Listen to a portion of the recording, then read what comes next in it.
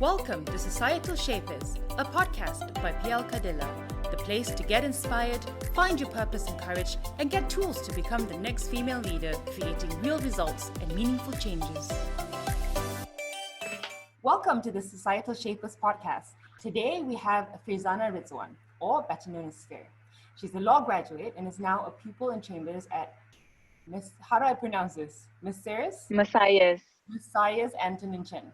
So she's been leading Monsters Among Us, Youth Advocates, also known as MAU, since 2017. It is a youth NGO that combats child sexual abuse in Malaysia. MAU is meant to create platforms for youth to advocate against sexual violence and patriarchy. She envisions in building safer spaces for survivors and children where they can seek and offer help. With her legal training, she aspires to provide assistance to children and families in the near future.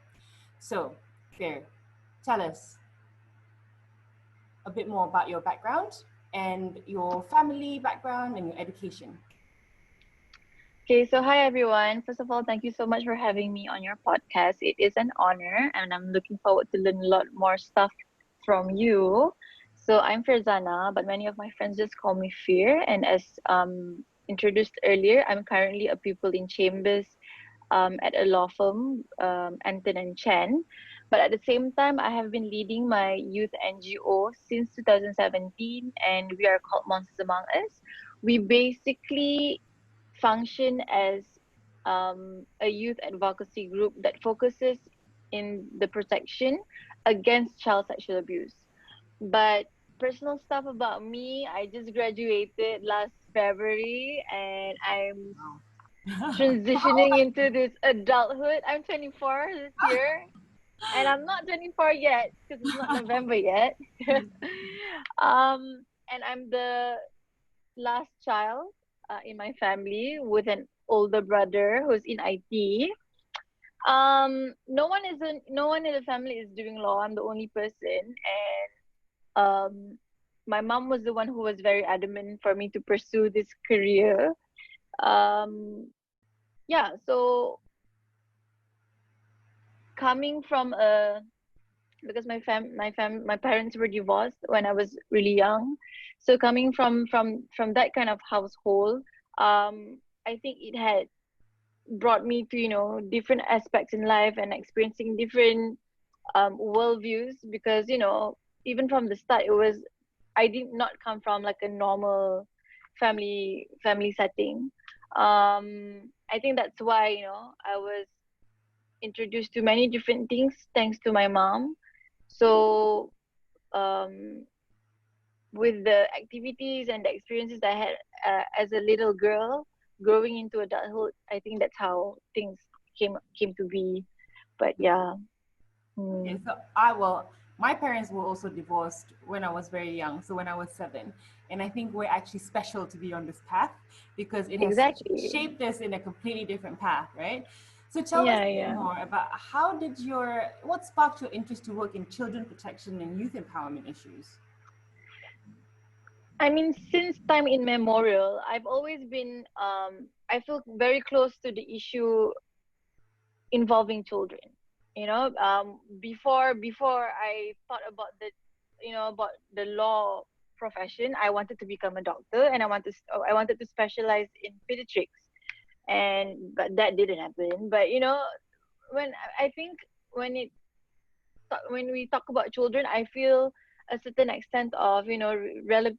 I'm able to relate to the issue because I understand a child experiences one's life very differently, and that's something that everyone ought to acknowledge. Because if you think that everyone goes through the same path in life, then it's hard for us to learn more about people and try to get to where they are at in life. But thanks to my mom, because from a very young age she was very willing to talk to me about heavy issues, like issues that I'm currently working on, like sexual violence, gender-based inequality. All of these things were already introduced to me at a really young age, because she minored in psychology back in her uni days. So she would talk to me about her case studies, and many of her case studies were involving or was on sexual abuse or sexual assault. So I think her willingness and her bravery to to talk to me about these things when I was really young made me have made me more inclined towards all of these issues, and I feel that I was made to be more mature to accept all of these topics at a really young age. And same as you, my parents got divorced when I was 7 myself. Yeah, because I feel that not many parents would be at ease, talking about heavy and complicated issues like private parts, sex and everything. But my mom was up for it, and I think that's the main factor why I'm really advocating for these things, because as a child who went through my childhood with that kind of guidance and with that kind of insight by my mom herself, I feel more confident talking about all of these complicated issues. And in relation, I've always been intrigued by um, issues relating to sexual violence itself. I would binge watch on forensic documentaries while I was growing up. So I confidently believe that due to the circumstances of my childhood, it has built my path that I'm in right now. And of course, with my mom's encouragement and support, with all of the things that I did, I did that, I did this, all of those things helped me, um, have the interest and passion in the things that I am in right now. And yeah, it's really important for a parent to like really support the child, because it really does make a difference. I Yeah. really love this point that you've just brought up, because I'm a parent myself. So I'm a mom to 5 kids, but the kids who live with me here in Malaysia, they are 12 and 10, like the 2 boys, right? So to all mothers who are also listening to this podcast, it's so important to have that open and honest relationship with our children, even at a very young age, because that really helps to shape their opinions, their mindset, giving them a different worldview, to have real conversations with them. And Firzana, you just validated that point, because sometimes I'm very open with my sons as well, and sometimes you kind of think about, should I limit myself? Is there actually a barrier or a point where I should really say, okay, maybe this I should touch only when they're 15 or only when they're older. Yeah. So really, there's no age limit, right? It's whenever like you bring up a conversation, and when the child is ready, they'll just participate actually in the conversation. But just growing up, Exactly. listening to our parents talk about it, basically Yeah. allows them to feel like, okay, that's not a taboo topic to talk about. She is discussing this and sharing more about this, so it's an issue that we can all explore. So I really love that. So it's a really, really important point. So going in, being in this space here, why don't you share a bit with us in terms of like the highlights of your job, right? Share with us 1 or 2 stories that can really touch the audience and inspire them, and to be able to lead change also beyond themselves. Okay, I do have a lot of interesting and heartfelt stories, but before that, I think one of the biggest lessons that I learned being in this scene is that, the importance of seeing a child as an equal. Because normally when we talk about children and, their mental capacity, we feel that they are at a stage that's lower than us. We Mm. feel that they're too young or too small or too innocent to talk about these things. Well, in reality, if we as adults are brave enough to tap into this, uncharted waters, they will be more than happy to participate, as you mentioned. So the first thing that I would normally say whenever we go and give talks on child sexual abuse or child rights in general is to treat them and see them as equal beings. They're not smaller or any younger than us. And if we have if we have the right mindset, we can learn a lot from them. In fact, so yeah. But anyways, back to your question. One of the most impactful experiences that I've personally encountered myself in this field was when I was attached to the police department.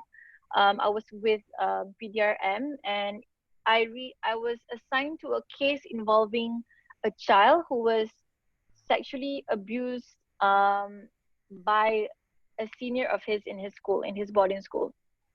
And this is a trigger warning to all listeners.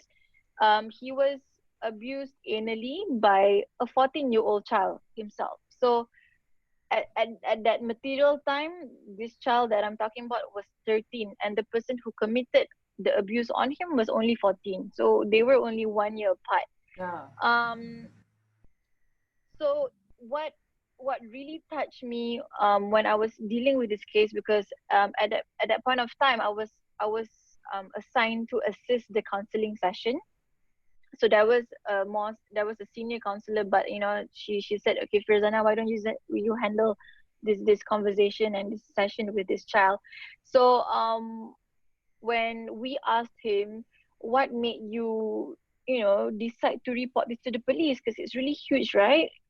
So the only thing he said was, my older sister asked me how I was on that particular day, and I felt that I could be vulnerable and tell her everything that had happened. So what actually happened was that, on when he was back from boarding school, um his older sister came up to him and asked him, how are you, how's school and everything. So it was a very simple question. It was nothing specific. Is is someone bullying you, is someone harassing you in school? It's literally just, how are you? So that was a turning point in his life, because right after that he immediately wrote a letter to his sister and explained everything that happened to him, the abuses that he has been enduring back in school. And thanks to that question, he was saved from that abusive environment in that school that he was in, because finally he felt like someone is actually concerned about him. He By that little question, he felt that someone is willing to listen to him without judging him. And he finally see with his own eyes that his sister cares and his sister is there for him. So the lesson that I got from this really traumatizing story is that the power of just being kind. You don't need to be there 24/7 with a person, but all of these little gestures can make a difference in that person's life, and probably yours. So that, like, to me, this story is super impactful, because I think most of us take light of just being kind to people. Yeah. We are sometimes very um not generous in asking how a person's day is. We're not generous with giving, like morning smiles and good night wishes, but it really makes a difference. And in this case, it saved this 13-year-old boy from continuing to be a victim of sexual abuse. And the person who committed this offense on him also received the treatment and the help that he needed, as a child abuser, Mm. a young offender himself. So Yeah. yeah.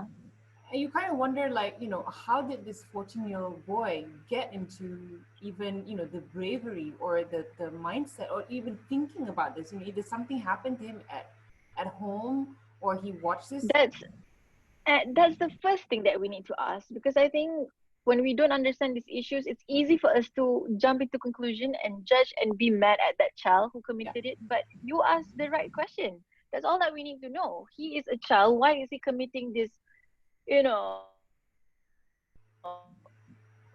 horrific crime on another child? Yeah. Was he taught, how to sodomize others? Did an older friend or older cousin showed him porn? Did Yeah. someone force him to do it on people? So yeah.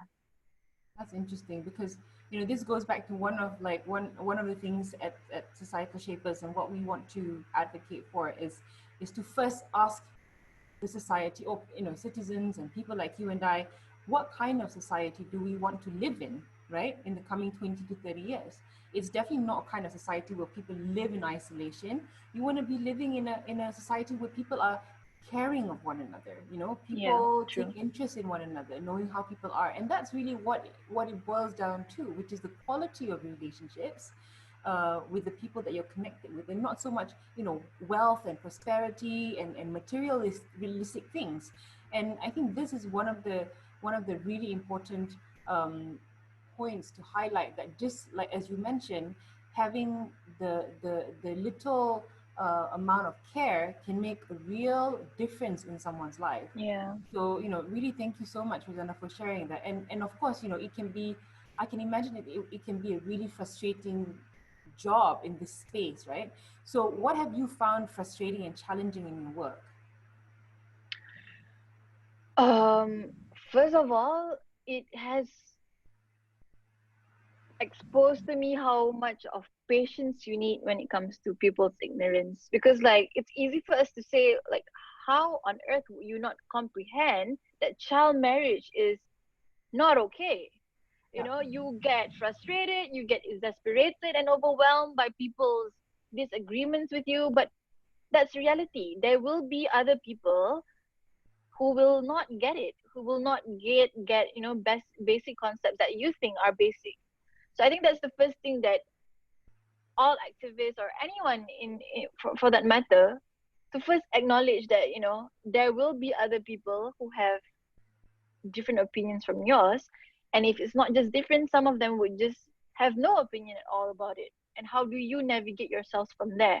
Because advocating for issues like this, to us it's straight cut, it's wrong for young kids to get married. For us it's straight cut that it's wrong for an older guy to marry a younger a child.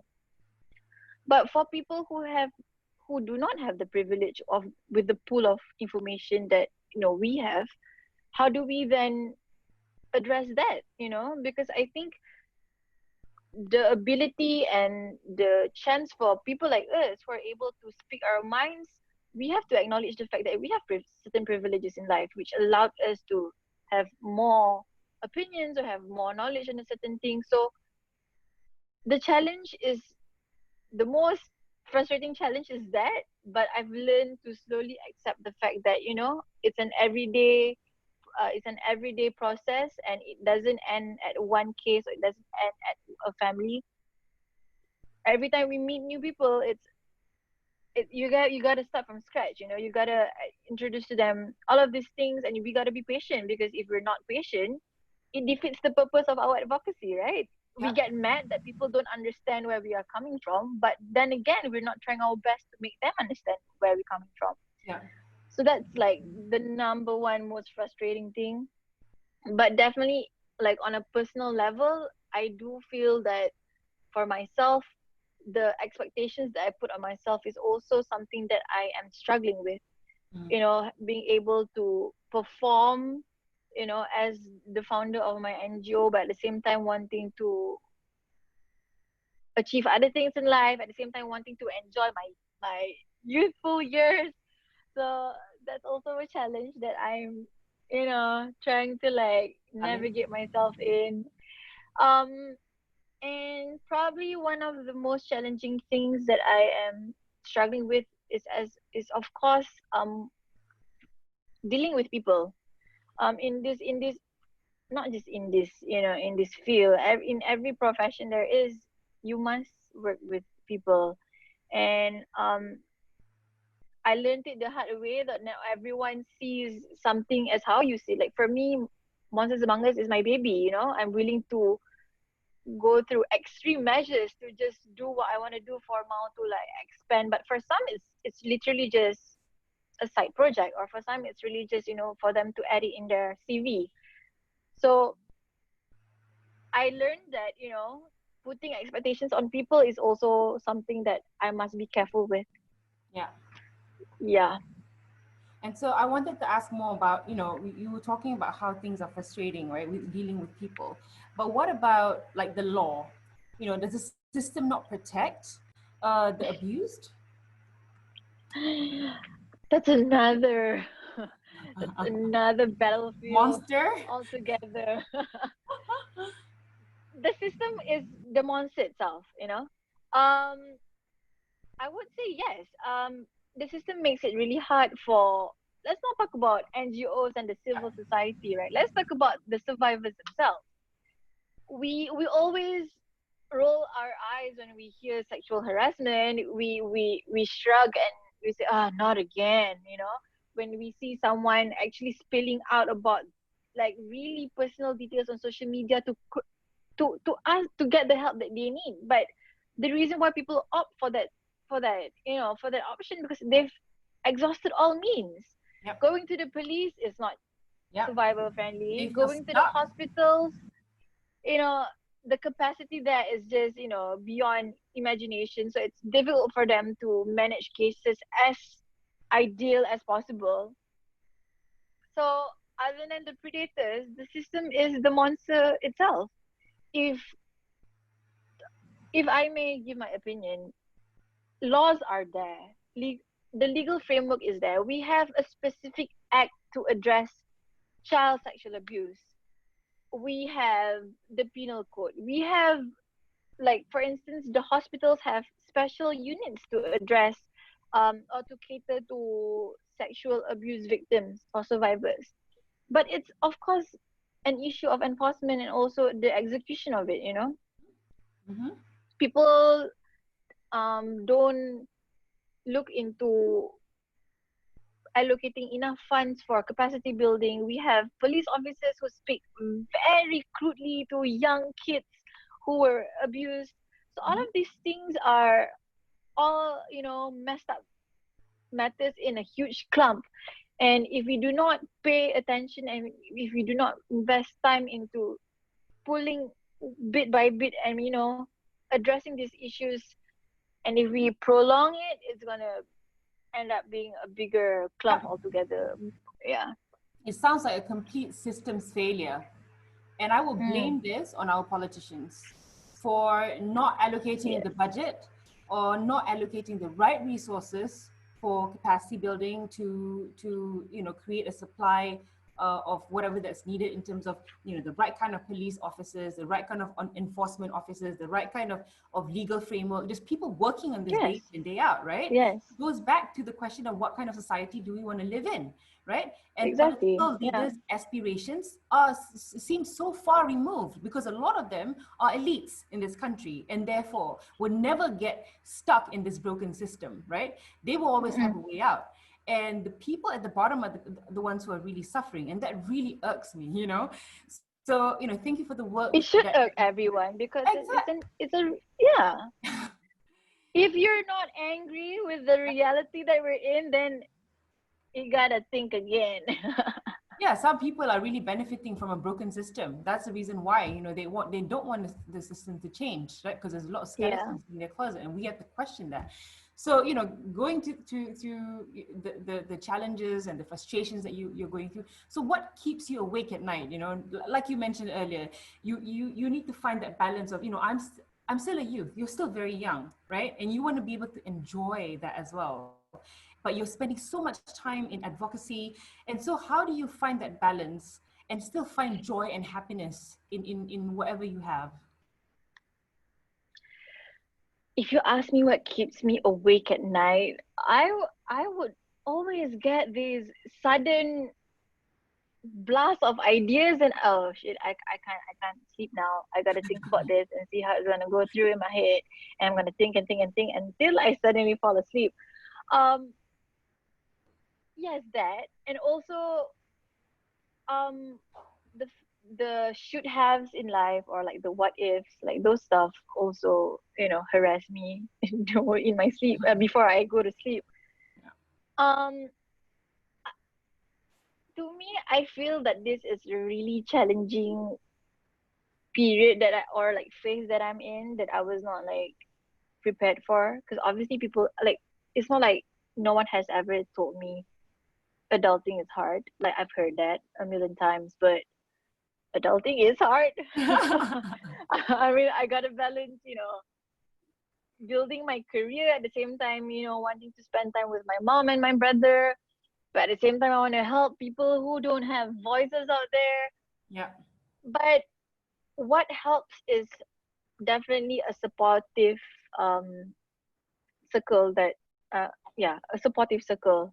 My family has been nothing but supportive with the path that I've chosen for myself, so that eases everything, you know. Instead of being in separate lanes, they are also advocating for the issue and stuff like that.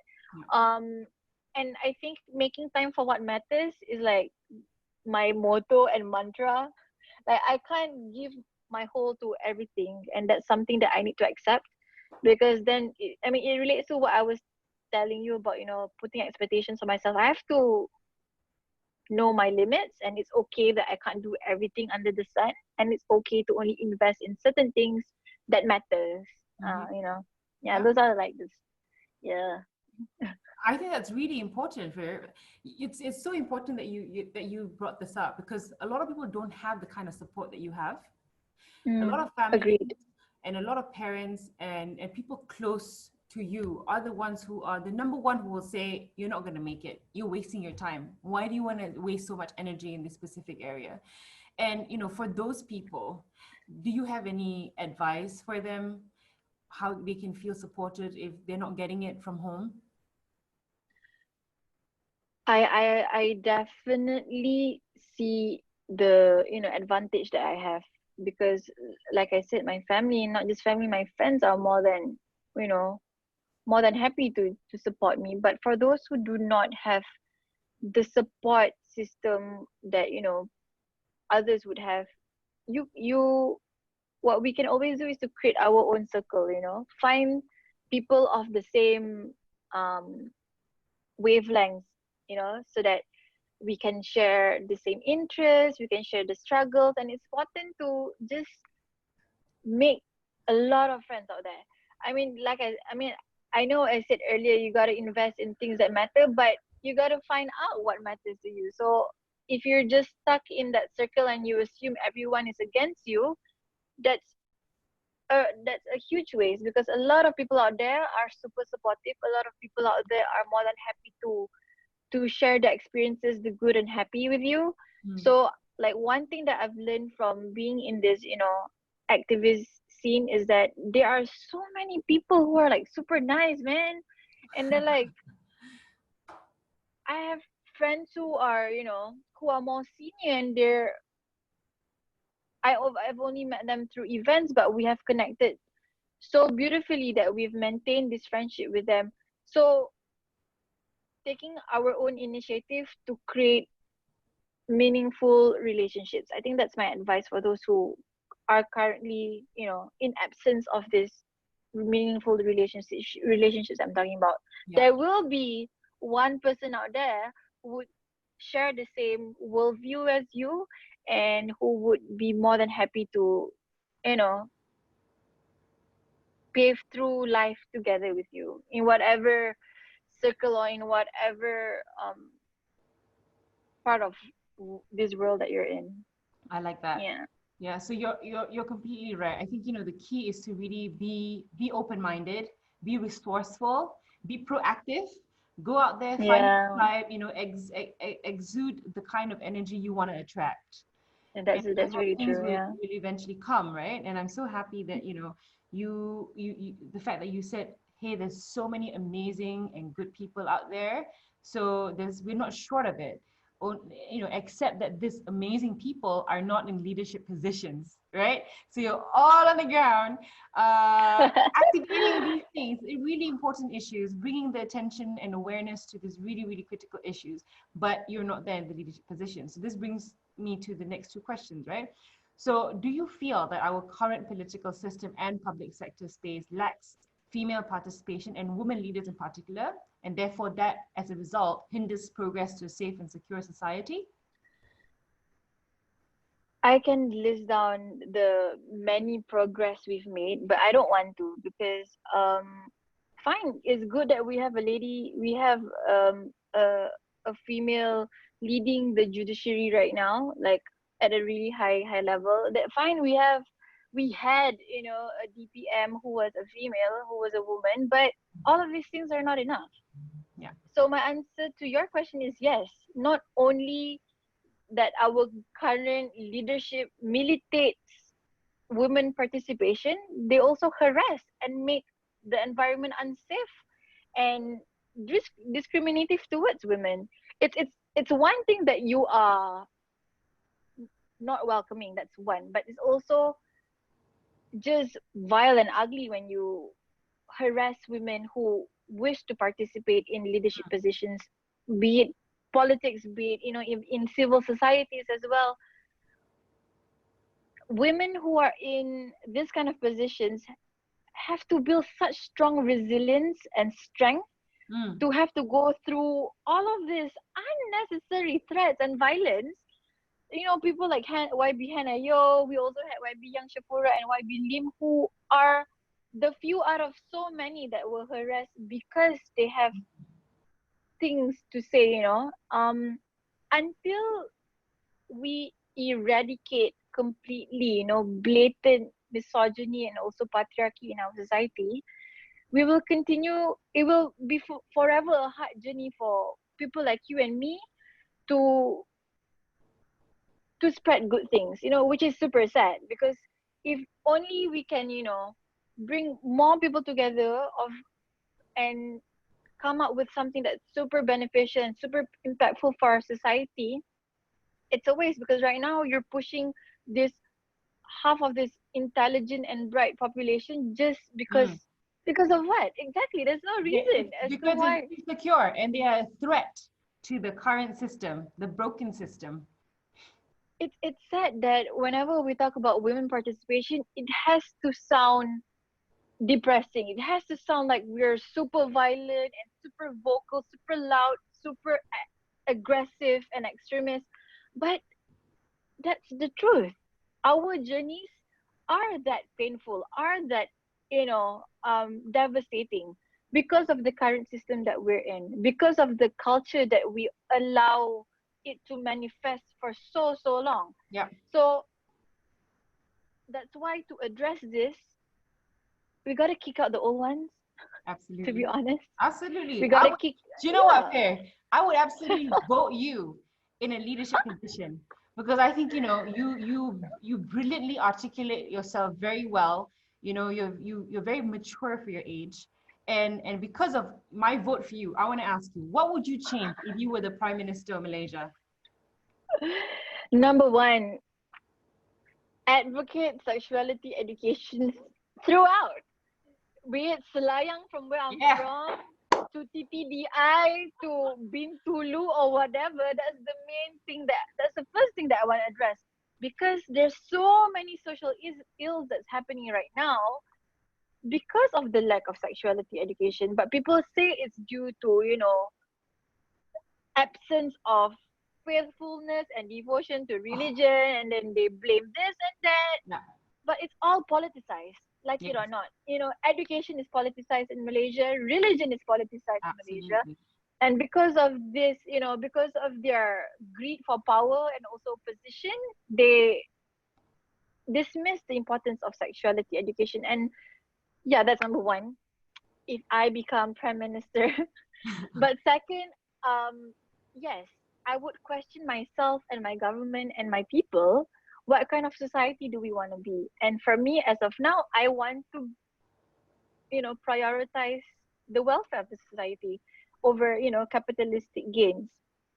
It may sound idealistic, but it's worth trying. It's worth pursuing, because why are we spending so much on the aesthetics of a certain township rather than, you know, allocating funds for building community centers? You know, let's not talk about the government. Let's just talk about, for instance, a really small town like Selayang. We don't have enough community centers for our children to spend time at beneficially, and we blame that they're on the streets. We blame that they're spending too much time on the internet, while we're not giving enough opportunities for our young kids to really develop. Also to give more space for people like me to speak. So like the old ones gonna go out, especially if they're like super harassing, and if they are super irrelevant. It's really, I mean, I have so many people my age who can speak so much better than like all of these leaders that we have right now. But it's sad that people my age as well are enabling all of these old folks, all of these boomers in those positions. Yeah. So people my age should also realize that instead of supporting an old person, you can be in that position, right? It's sad to see that they are also allowing these kind of things. And lastly, of course, merits over everything. Merits over race, merits over religion, marriage over social status, and those kind of stuff. So that's the kind of Prime Minister I want to be. Yeah, but I don't think I'm into politics though. It's a scary world there. It is, and I honestly don't want you to be disheartened. And this is where, I bring these kinds of conversations and discussions to say, really, where is that path for the young people of Malaysia to want to build a career in politics? At this point of time, it just feels too daunting. It feels scary. It's completely disconnected, and that's a fault of, our current political leaders, because they don't want to build that bridge. And Exactly. for the younger people who feel like, oh, I can't do anything, so I'll just support, one of the leaders in a leadership position now. But the fact that you are still putting them in power, in a way, you are completely complicit with the current injustices that's happening, right? When you don't Yes. speak up, when you Yes. don't fight the system, then you are complicit, right? Because there's Yeah. no such thing as sitting on the fence. Saying, I don't know, or I'm not sure, is a choice. Yeah. That's what people Agreed. don't realize, right? And thank you so much, Firzana, for this whole session. I think it's been really inspiring, really empowering, and I hope the audience will be able to find some hope and aspiration from this session and be able to do something out there. So, final words: who do you look up to, and who do you draw inspiration from?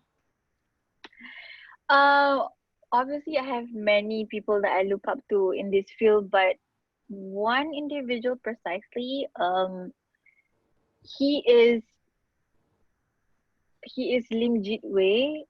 He's actually an advocate and solicitor, but he has made his presence in talking about youth issues and also trying to create more awareness on social media using his means as a young lawyer. Um, if for those who did not know, we just experienced our first digitally operated parliament session, and everything was led by the youth ourselves. So this Mr. Lim Jitwei, he was chosen as the day one speaker. Yeah. And I mean, it's just that he's, to me, why I feel like I look up to him, because at a really young age he has a long list of accomplishments that is like beyond my mind. And he is extremely poised, to me, yet super humble, and he's highly esteemed.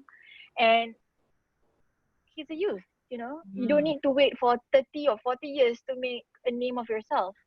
Mm. um and I would like to take this time to really applaud the Parliament Digital team for initiating this kind of this groundbreaking, moment for Malaysia, because it really shows, it really proves the saying, when there's a will, there's a way. Yeah, And sadly, our politicians, our leaders right now do not have the will. absolutely. Ways are there. Zoom is there. That's why we can do this podcast. And internet was there for Parliament Digital to be held.